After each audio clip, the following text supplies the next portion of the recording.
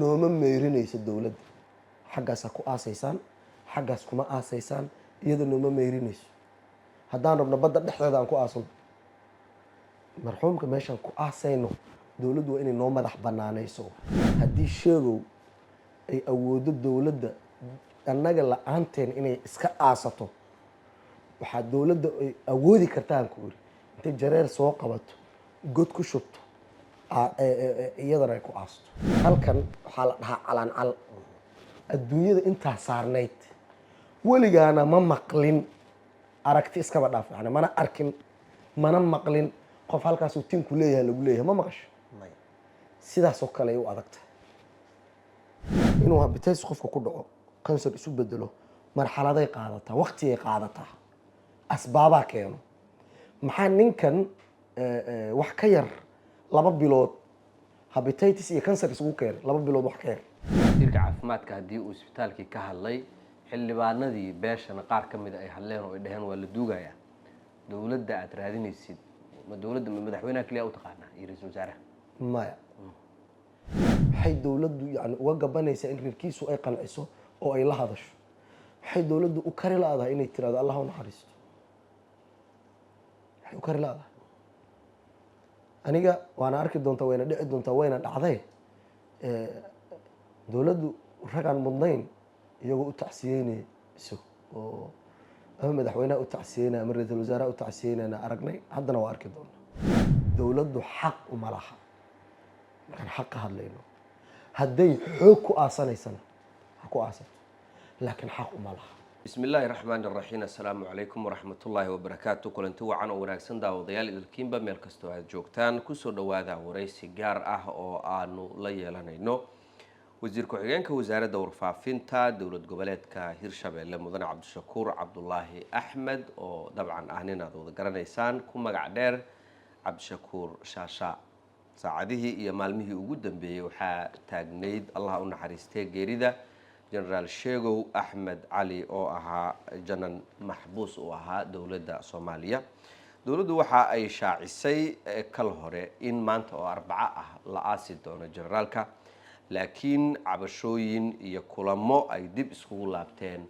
beelaha uu ka soo horjeedo oo dabcan wasiirku uu hormuud u ahaa ayaa keentay in dib loo dhigo aaskaasi arrimahaas iyo dabcan dilkan tuhunada la xiriira ayaanu su'aalo dhowr ka weydiin doonaa wasiirka marka ugu horeyso dhow waa dhawahay waa maasan tahay soo faysane adiga iyo bahda Shabeelle daawadayaasha waxaan leeyahay maalin wanaagsan Allah u naxariisto Shabeelle maamulka iyo shaqaalaha marka hore waan kaga tacsiyeynaa geeridaas ku timid generalka bal geerida iyo arrimaha ku geedaaman haddaad marka hore bal soo koobtid waa maasan tahay Allah u naxariisto General Sheegow Axmed Cali waxa uu ahaa janan Soomaaliyeed waxa uu ahaa halgamaa haddii taariikhdiisa aan la qarinayn taariikh badan ku lahaa Soomaaliya buugaag haddii laga qorana ay qaadanayso sanado waan rajaynayaa insha Allah in taariikhdiisa wax laga qoro Soomaalina lala wadaago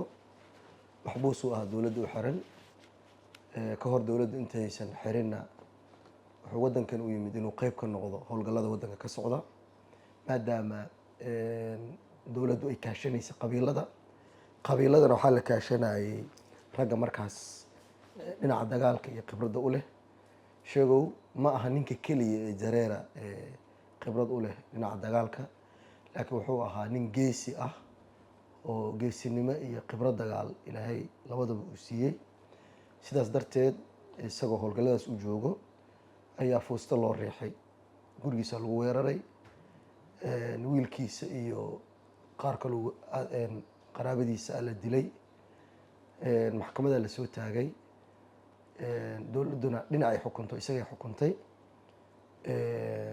marka ugu dambeynna uu ku xanuunsaday xabsiga dhexdiisa mudduu ku xanuunsanaa dhowr maran aniga warbaahinta la hadlay anuu xanuunkiisa ka hadlaayo mar walbana dowladdu waxay samaynaysa cid iga daba hadasha oo beenisa waxa aan sheegayo ugu dambeynna xanuunkii ayuu u dhintay Allah u naxariisto ilaahay u naxariiso xanuunkiisa inta uusan geeriyoon 7 baan u maleynayaa ka hor ayay soo shaacbaxday geeridaanaana ku xigtay ma xanuun ku soo booday buu ahaa muddooyinkan mise xabsiga intuu ku jiray muddaba waa xanuunsanayay horta xanuunka toddobaad maahan, haddii hadda boggayga Facebook la galo dhowr mar uu xanuunsaday waa soo dhigay, muddo xanuunsanaya.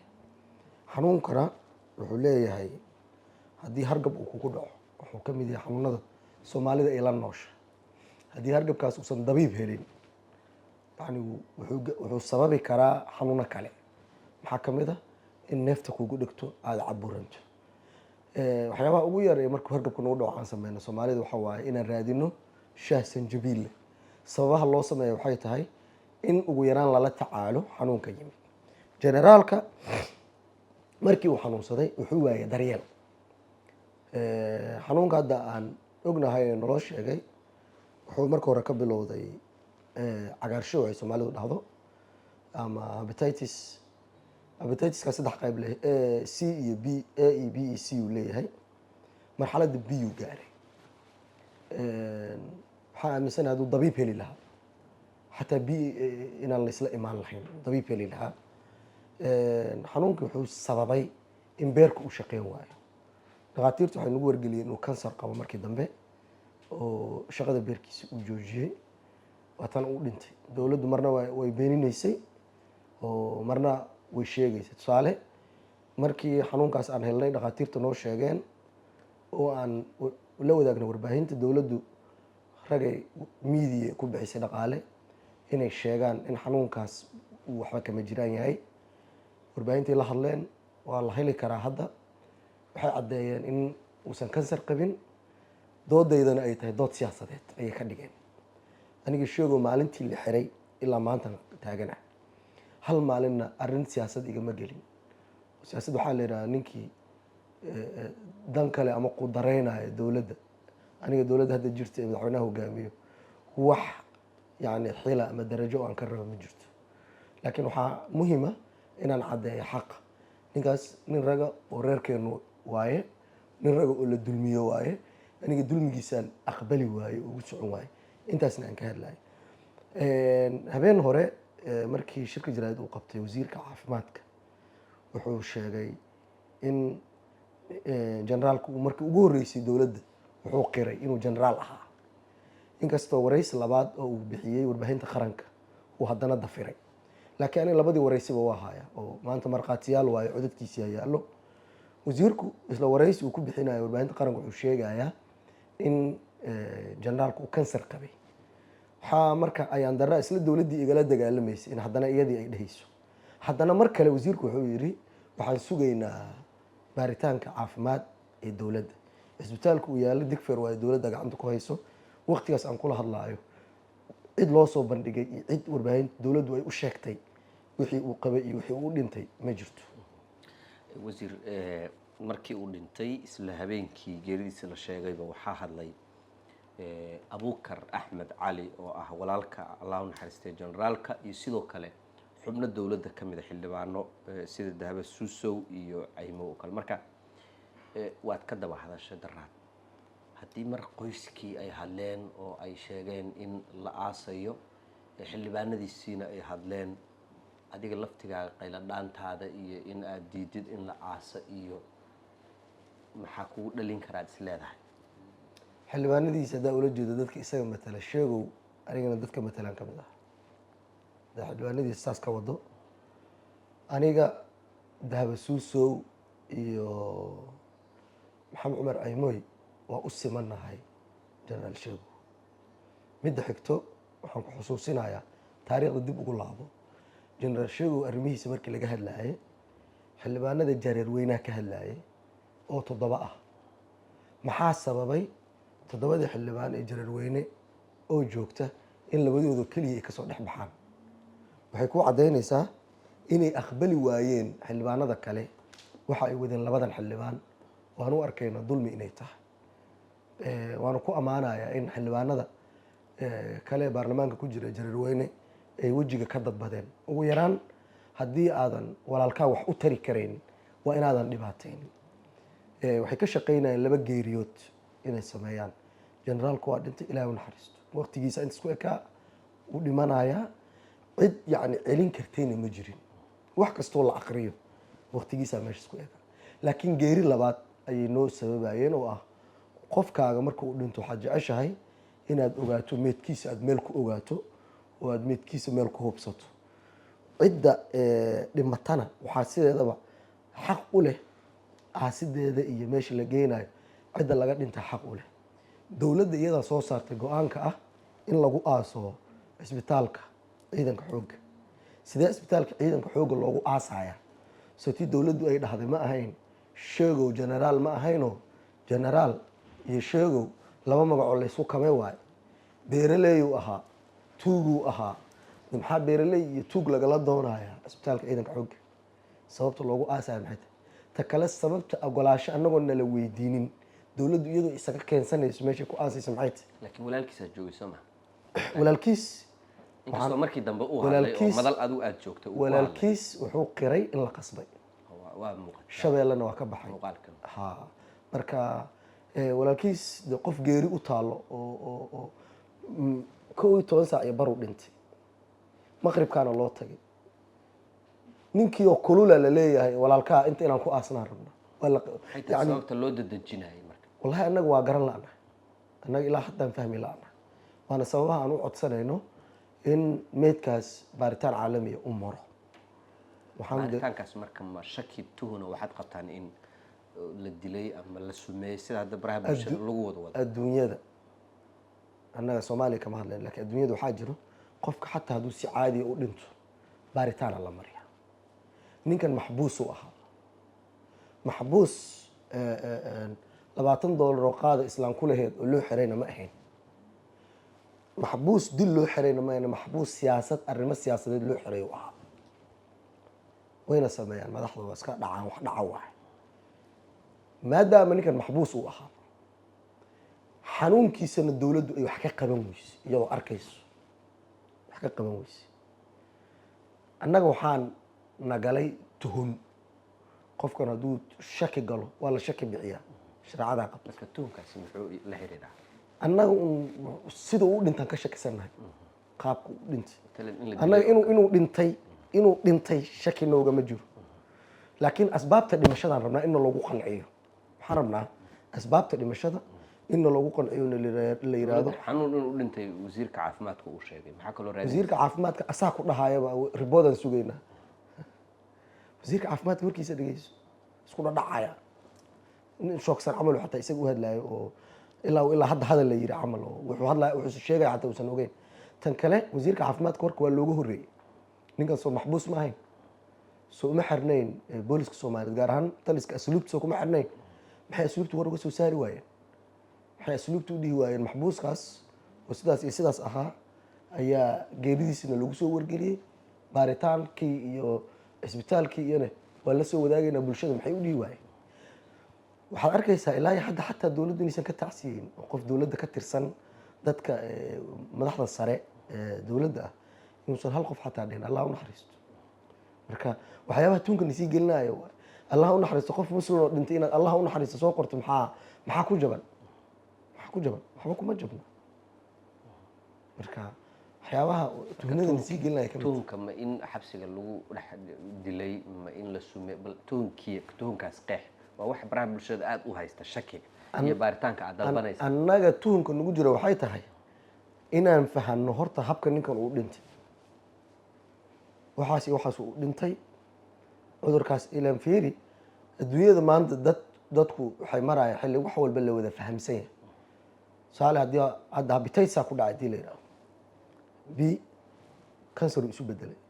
inuu habitays qofka ku dhaco kansar isu bedelo marxaladay qaadataa waqtigay qaadataa asbaabaa keeno. maxaa ninkan wax ka yar 2 bilood habitatis iyo kansar isugu keenay 2 bilood wax ka yar iska xanuunsanaaye. laakiin waxa hadda xanuunkiisu ugu weynaa oo in isbitaal la keeno gaarsiiyey oo ilaa dhimasho gaarsiiyey waa 2 bilood gudaheed. dowladdii ugu xirnaana waxayna dhihi la'dahay war waxaan u dhintay oo nagu qancin la'dahay. marka qancin la'aantaas oo dowladdu nagu qancin la'dahay iyo dhimashada ninkaas ayaa annaga yacni najah wareerinaya. waxaana waajiba haddaan dhahnay baaritaan hana loo mariyo in baaritaankaas loo mariyo. wasiirka caafimaadka haddii uu isbitaalkii ka hadlay xildhibaanadii beeshana qaar ka mid ay hadleen oo ay dhaheen waa la duugayaa. dowladda aad raadinaysid ma dowladda ma madaxweynaha kaliya u taqaanaa iyo ra-iisul wasaaraha maya xildhibaanada hadlay isagay matalayeen, dowladdu ma mateleen. annaga waxaan rabnaa dowladdu waxaan u naqaanaa laamaha haystay. tusaale hadda waxaan ku iri aniga taliska booliska kama hadlin, asluubtana kama hadlin. wasiirka caafimaadkana shaqooyinku waa la kala leeyahay. shaqadiisu waxay tahay wadanka markuu cudur soo galo inuu dhaho cudurkaasaa yimid, inuu dhaho garoomada iyo meelaha wadanka laga soo galayo, meelaha laga baxaayo iyo shaqadiisa taas waay. laakiin shaqadiisu ma aha qof cisbitaal ku dhintay inuu ka hadlo. waxoo dhanna deg degay ahayn saan kuu sheegayo. xataa wasiirka fiir gurigiisu iska fadhiya, dharka uu qabo, labiska uu qabo fiiri, nin iska hurdo laga soo kiciyo u ekaa. halkan wixii uu ka sheegay iyo wixii uu warbaahinta qaranka ka sheegayna isma laha, way isku dhacayaan. kayga marka si fiican u faham. shaqadiisana maba aha. annaga waxaan rabnaa dowladda markaan leenahay waa in taliskii ugu yaraan taliska asluubta uu arrintan ka hadlo. waa qodobka koowaad. qodobka labaad, ninkan si kastaba ha ku xirnaado, si kastaba ha ku xirnaado, maxkamadaa xukunta, si kastaba ha ku xukunto. waxay ahayd kiiskiis in la caddeeyo. qofka caadiga ah ee xabsiga ku xiran ayaa hadduu dhinto dowladdu ay warqad soo saareen oo ay ehelkiisa la wadaagaysaa. ninkan oo aad aragtay darajada intaas la eg oo waxaasoo qalqiya taageerayaal ay u yihiin, isagoo nool isagoo dhintayba, waxay dowladdu yani uga gabanaysaa in reerkiisu ay qanciso oo ay la hadasho. waxay dowladdu u kari la-dahay inay tirahdo allah u naxariisto. waxay u kari la-dahay. aniga waana arki doontaa, wayna dhici doontaa, wayna dhacday. dowladdu ragaan mudnayn iyagoo u tacsiyeynayso oo ama madaxweynaha u tacsiyeynaya ama ra-iisul wasaaraha u tacsiyeynayna aragnay. haddana waa arki doona dadkii mudnaa ee waddankan usoo dagaalamay, usoo halgamayna yani sidaasay dowladdu ula dhaqmay. marka waxaa isgali la dowladdu inay wax xaqirtana waa rabtaa, weli inay xaqirtay rabtaa meydkii. oo qaab noocee u xaqirto maxay dheheen markay tacsiyeynayso, maxay isticmaalaysa, shaqada isticmaalaysa maxay tahay? waa inay dhahdaa generaalka allah u naxariisto. keliya sababta tacsida ugu meermeerayaan waa intaas. hadday generaalka dhihi waayaanna waa inay magac u bixiyaan, waa inay magac u bixiyaan. magacay u bixin lahaayeen isku haystaan. laakiin ana hadday weydiin lahaa anaa hoos ugu sheegi lahaa.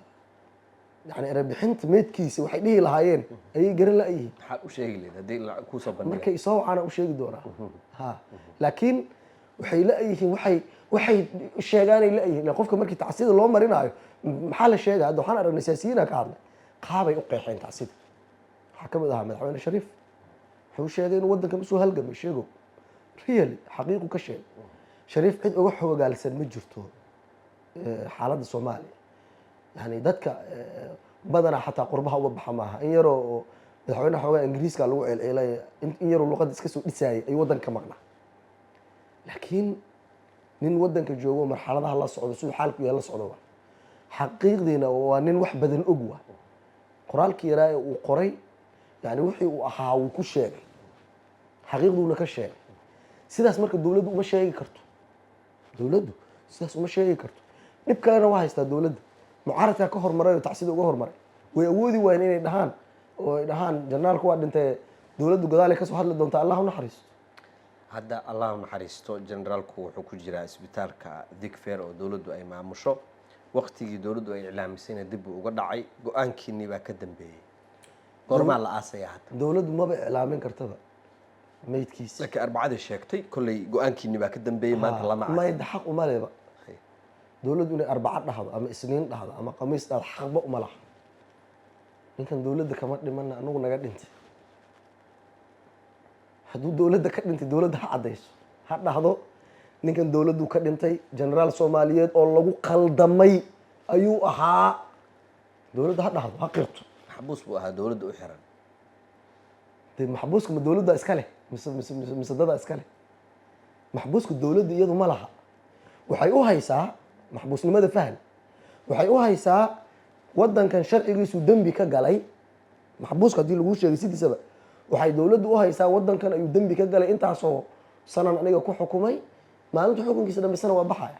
saasay dowladdu u haystaa laakiin kama dhigna inay leedahay kama dhigna maxbuuska oo ay leedahay xataa hadduu dhintaa lagula xisaabtami karaa dowladda oo la dhihi karaa waay uu u dhintay sababto iyada inay dilato ballantu ma ahayne xukun sanaduu qofkaas lahaa. go-aan baad soo saarteen odayaashii dhaqanka iyo adigii oo hadurboodisid iyo allah u naxariistay marxuumka walaalihiisa dib baan ka aasaynaa goorma hadda aasaysaan hadduu allah u naxariistay waxaan aasaynaa marka ay dowladdu ka garawdo cabashooyinkeena ama tabashooyinkeena oy kow ka tahay generaalka rag baa la xirnaa kulligoodna waxaan aaminsanaha in dulmi lagu xukumay aan aaminsanaha oo aan wax sharciyada loo marin laakiin lagu yacni awoodda xukunka iyo qalinka iyo sharciyadda loo isticmaalay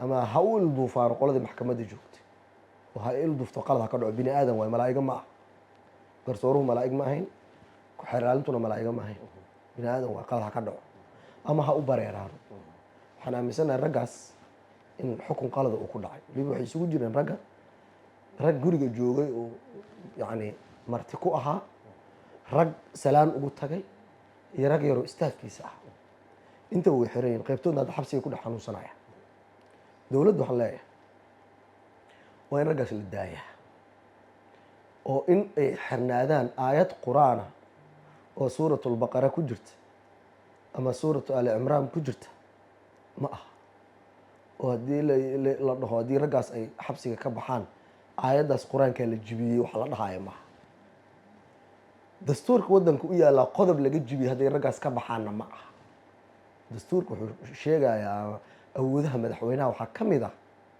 in madaxweynaha uu cafis siin karo maxaabiista qaybtood inuu cafis siin karo maadaama ragga hadda xabsiga ku jira waxa loo haysta ay ahayd generaalka ogiis ilan iyaga generaalka lala xukumay generaalkiina uu meesha ka baxay waxaan dalbanaynaa in iyagaas horta xorriyaddooda la siiyo dowladdu ay fasaxdo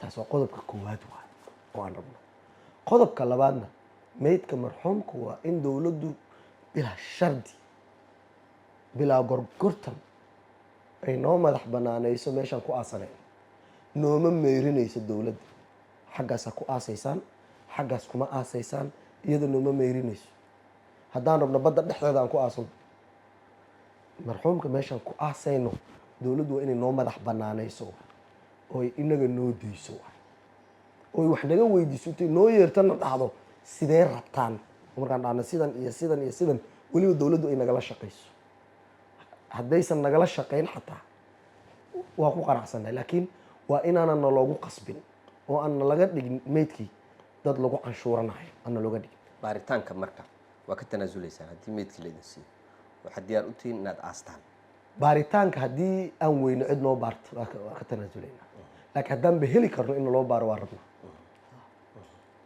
si fiican hadda dabcan dowladda gacanta ku haysa meydkii go-aan baad soo saarteen iyadana go-aankeeda meel buu u yaallaa haddii dowladdu ay aasto oo ay iyadoo la kaashanaysa qoyskii hoose soo ma samayn karto dowladdiinu soo mid ma dhalaysa ma noqon karto dowladdu haddii intay jareer soo qabato god inta ku wada shubta aasi karta ha aasto sheegow oo ay dowladdu iska aasato waxay u dhigantaa jareer oo ay dowladdu aastay jareerna inaysan dowladda aasi karin adigo ogta ninkaas annaga kama aha agteena shaksi caadiya qof caadiya oo iska dhintay kama aha qiimuu agteena ku leeyahay darajuu alla agteena ku leeyahay waxaan filaynaa darajadu agteena ku leeyahay alla agtiisa inuu ku yeesho oo jannadii firdowsa uu ka waraabayo dowladdu xaq uma laha markaan xaq ka hadlayno hadday xoog ku aasanaysana ha ku aasato laakiin xaq uma laha xoog haddii laga hadlaayo dowladdu waxay rabtay samaysan kartaa sheegu hadday dowladdu aasto waxay ka dhigan tahay jareero dhan inay inta god ku qaaday ay aastay taas ka dhiganta waa ka hortegaynaa wey macnaheedu ani waxaan ku iri hadday jareer inta qabato god gelin karto aasi karto sheegowna way u fududahay inay aasto. maxad macne kolley haddaa adiga fahmi la-dahay soomaalida fahmayso haddii sheegow ay awooddo dowladda annaga la-aanteen inay iska aasato waxaa dowladda ay awoodi kartaan ku iri intay jareer soo qabato god ku shubto iyadana ay ku aasto. si kale haddaan kuugu dhigo halkan waxaa la dhahaa calancal adduunyada intaa saarnayd weligaana ma maqlin aragti iskaba dhaaf yani mana arkin mana maqlin qof halkaasuu tinku leeyahay lagu leeyahay ma maqasho sidaas oo kale ay u adagtahay. waaya 2 isbuuc muddo hadda laga joogo ka hor wasiir waraysi baad bixisay waxaad tiri 3 qodob baan ilaahay ka rajaynaynaa mid ka mida wuxuu ahaa inuu dhinto sheego allah u naxariisto waa dhintay hadalkaas dad badan baa wadwaday maxaa lagu sifayn karay ma waxaad xanuunkiisu inuu zaa'id u sii badanayay miyaad ogeyd oo waxaad rajaynaysay inuu dhiman karo oo kale inkastoo ajisha ilaahay u gacantiisa ku hayo hadalkaas maxaa ula jeeda aad baa loo wadwaday horta af soomaaliga ayaa fahamkiisa soomaalida qaar uu ku adagyahay mar waa tii la lahaa hadal waa margi oo kale hadba meel u jiitama marna ereyga rajo ayaa laga yaabaa in fahamka soomaalida ay ku yar tahay. ilaahay koonkan isagaa maamulo waxa saaranna isagaa maamulo 3 arrin unbayna arrinta sheegu ku dhammaan lahayd 3dii arrin ee aan sheegay mid ka miduna ilaahay sameeyey sheegitaankayga ilaahay kuma samayn ee awoodda allay qayb ka tahay anigana waxaan sheegayay awoodaha alle inay ka mid tahay in sheegu uu meeshaas ku dhinto ama isagoo nabad qaba soo baxo ama waqtigiisu ku dhamaysta ama la cafiyo tiyaana dhacday awooddii alle mid ka mid a dhacday. isla waraysigaas su-aal wariyaha igu weydiiyey waxaan ku iri haddii la ii sheego hadda inuu dhintay ma beeninayo xaqiiqna waxay ahayd xaaladda uu ku sugnaa marka aan waraysigaas bixinayay ilaa marka uu dhimanayay daqiiqad kasta oo telefoon iga soo waco dhinaciisa waxaan qabanayay anoo walwalayo oo ka baqaaya in geeridiisa la ii sheego ilaa telefoonkii ugu dambeeyey oo ii soo dhaca laygu wargeliyey inuu dhintay allah u naxariisto. laakiin dhimashadu kuma xirna qofka inuu mariid yahay ama inuu caafimaad qabo. ilaahay wuxuu dilaa qof xay ah oo caafimaad qaba oo aadan ka filayn wuxuuna daayaa oo caafimaad siiyaa oo cumri siiyaa qof aan nolol laga filayn. laakiin dayaca iyo waxa muuqda markaan aragnay annagu waxaan aragnay in malagiisu galay oo generaalku xabsigaas uu ku dhimana. waa soo koobaynaa su-aasha ugu dambeysa oo fariintaada ah hadda dowladdii gacantii ku haysa allah u naxariistay marxuumkii idinku go-aan baad qaadateen dowladdii kolley go-aankeeda meel buu u yaalaa fariintaada ugu dambeysa maxay tahay soo faysane arrinta sheego dowladda go-aanka ma gaari karto haddana waa kuu sheegay haddana waa kugu celinaya arrinta generaalka ehelkaa iska leh ehelkiisa go-aanka ay qaataanay dowladda ku raaceen annaga inaan u yeerinno ah hadday dowladdu dhahayso ma aqaan haddii xeerarka lagu qoray qofka dhinta dowladdaa aada duugayso hadduu xeer noocaasa jiro dowladda ma aqaan iyadaa xeertaa samayso laakiin generaalka duugtiisa waxaa iska leh ehelkiisaa go-aanka gaaraayo dowladduna waa inay ehelka ku raacdo. midda kale dowladdu horta waa inay fahamtaa yay iyadu dowlad u tahay shacabkay dowlad u tahay annagana shacabkan ka midna dadkan cabanaya ee qaylinaya ee ninkaas ehelkiisa ah dowladday ka tirsan yihiin annaga waddanka maqaxootiyaan ku nahay iyada hanaloo caddeeyo maxaan nahay annaga horta miyaanan muwaadiniin ahayn xaq waddanka ku leh waddankan xaq ku leenahay dowladda ordis waa inay fahamtaa cidday dowlad u tahay waa annaga. waxaan rabaa inaan madaxweynaha si gaara ula hadlo madaxweyne dadka aada isleedahay waxbay kuu hagaajinayaan waxbay kaaga cayaarayaan waxba kuma saxayaan waxba kuma saxayaan inay wax kaaga dheelayaanna waa ujeedaa, inay wax kaaga dheelayaan adiga waad aragtaa. ehelka luuqad qurux badan kula hadal. haddii aadan la hadli karin guddi u soo saar, guddi u magacow, ha la hadlaano, ha la fariistaano, cabashada ha dhegaystaano, waxay go-aan gaaraanna ha loo sameeyo. dowladda aada arkayso waa shacabka. dowladdaas shacab ay xukunto hadday weyso ma jirayso. xaqiiq waaya taas inay dowladdu fahamta waay. annagu waa isfahamsannahay, shacabka awooddeena intay la egtahay waa fahamsannahay, dowladduna waa inay fahamtaa intaas. aada iyo aada buu u mahadsan yahay wasiir ku-xigeenka wasaaradda warfaafinta dowlad goboleedka hirshabeelle mudane cabdishakuur cabdulaahi axmed cabdishakuur shaashaa oo iiga waramayey xaaladaha iyo arrimaha ku geedaaman geerida iyo aaska sidoo kale allah u naxariistee genaraal sheegow axmed cali oo ahaa maxbuus isagoo dowladda u xiran ku geeriyooday isbitaalka ordogan ex digfer ee magaalada muqdisho. intaan waraysigan mid lamid ah ku kulmi doono. salaamullaahi calaykum waraxmatullaahi wabarakaatu.